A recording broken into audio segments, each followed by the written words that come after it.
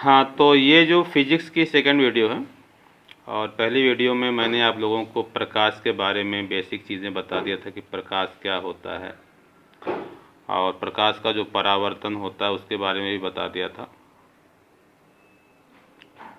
प्रकाश के परावर्तन के नियम भी मैंने बता दिया था, शायद वो आपको समझ में भी आ गया होगा। वो तो हाई स्कूल की बेसिक चीज़ें ही थी। इस वीडियो में भी बेसिक चीज़ ही है।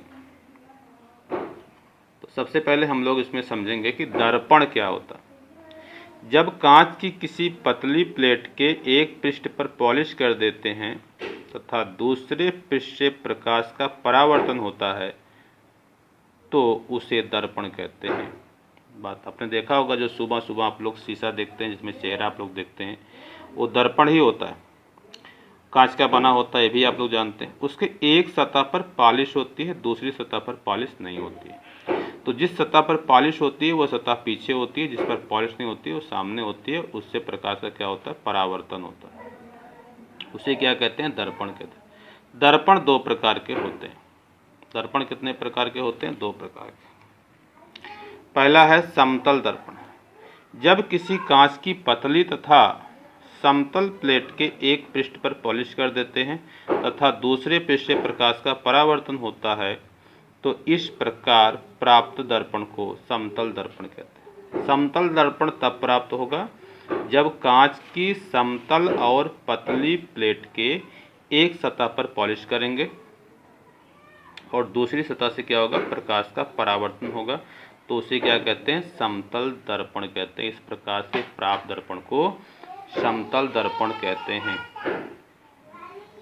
फिगर ये बना लीजिएगा, ये समतल दर्पण का फिगर है, ये अभिलंब है, ये आपतित किरण, ये परावर्तित किरण है। इसको पूरा बना लेना।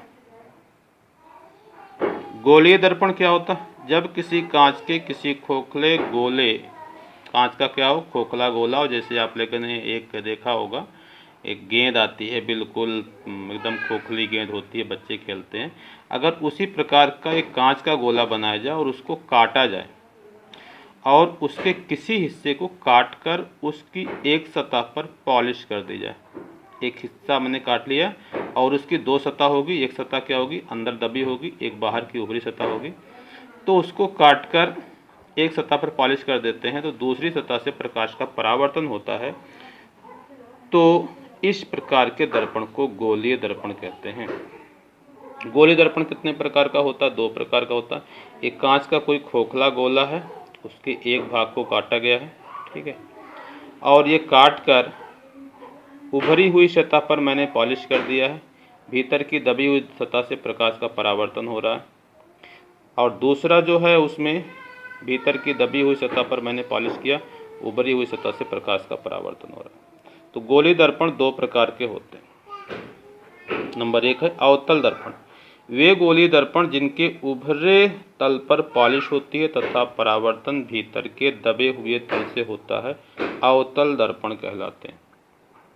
वे दर्पण जिनके उभरे हुए तल पर क्या होती है, वे गोलीय दर्पण जिनके उभरे हुए तल पर क्या होती है, पॉलिश होती है और परावर्तन भीतर के दबे हुए भाग से होता है, उसे अवतल दर्पण कहते हैं। ये क्या है, हमारा अवतल दर्पण है। ये अवतल दर्पण का मैंने फिगर बना दिया है, इसको आप बना लीजिएगा, समझ में आ गया होगा।